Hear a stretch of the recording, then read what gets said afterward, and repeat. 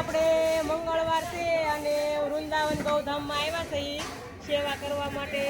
એટલે અમારી બાપા સીતારામ મહિલા મંડળ સેવા કરવા માટે આવ્યું છે. જુઓ અમે આજ 45 ડિગ્રી તાપમાન છે અને અમારી બહેનો બધી સેવા કરે છે.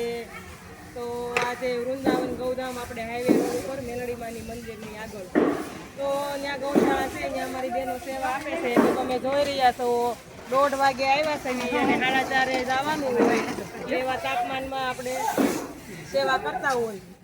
તો તમે પણ જાગૃત થાવ અને સેવામાં ભાગીદાર બનો.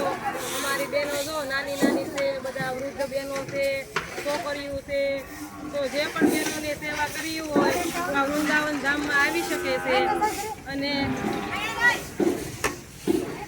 બાપા સીતારામ મહિલા મંડળની બહેનો છે એ બધી સેવા કરે છે.